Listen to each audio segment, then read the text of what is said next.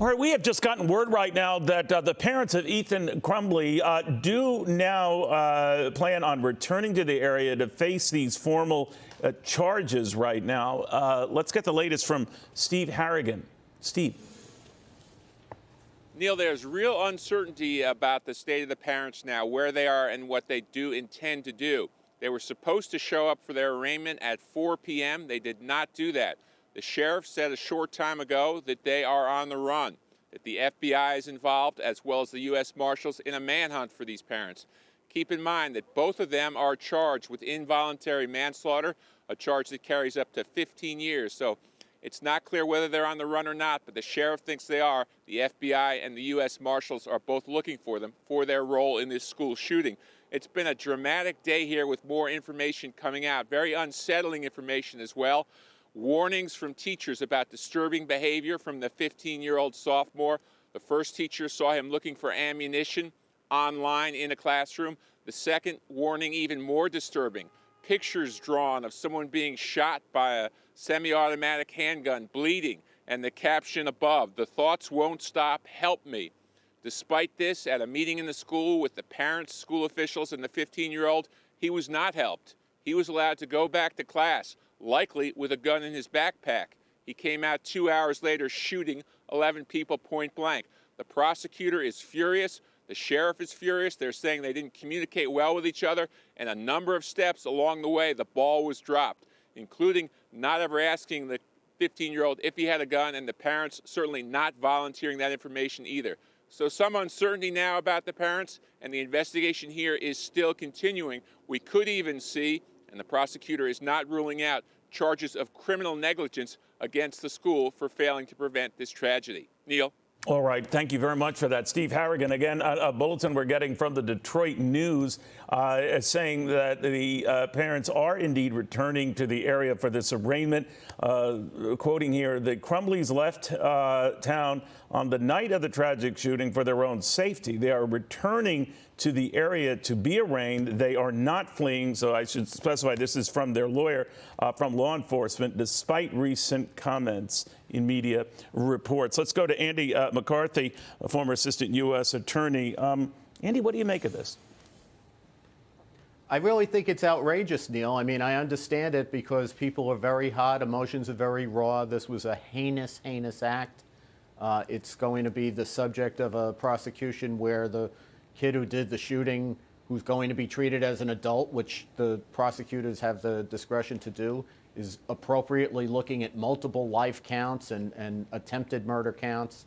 You know, he can't live long enough to serve the number of years that are going to be imposed in this case. But we're not supposed to make criminal law on the fly.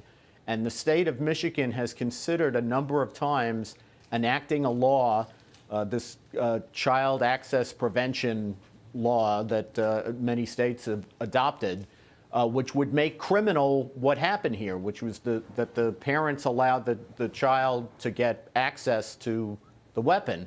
The state of Michigan has decided not to enact that law. And you can argue that that's a good thing or a bad thing, but the fact is it's a thing. And it's up to the legislature to make the criminal law. So what happened here is they don't have a law to prosecute what the parents did, even though the legislature's considered it and not enacted it. So at a time when everybody's hot and emotions are raw, prosecutors are creating a crime on the fly to attach to these parents. And if you think about it, it doesn't make much more sense to accuse them of complicity in murder as opposed to the reprehensible negligence that they engaged in than it makes to accuse the school officials of murder. I mean, yes, everybody dropped the ball here, but let's be real about who committed the murder and who didn't.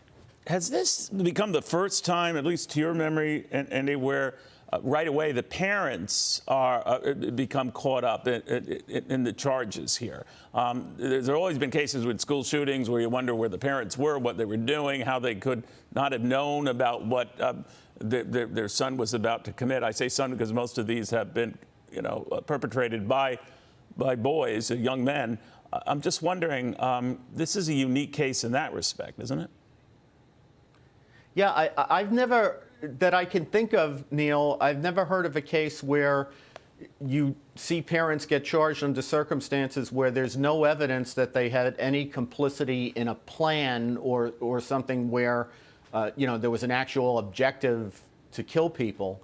And I've seen a lot of cases like this, and you want to wring the necks of the people who were involved in them. I was involved, for example, in terrorism investigations where people sold components that were obviously components for explosives, like explosive powder, to people who were very suspicious characters and wanted to pay in cash and made you think that, boy, these guys must be up to no good.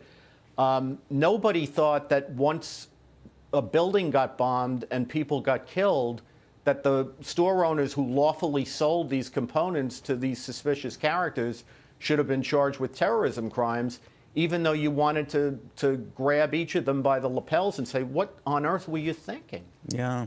All right, Andy McCarthy, thank you very much. Hey, Sean Hannity here. Hey, click here to subscribe to Fox News YouTube page and catch our hottest interviews and most compelling analysis. You will not get it anywhere else.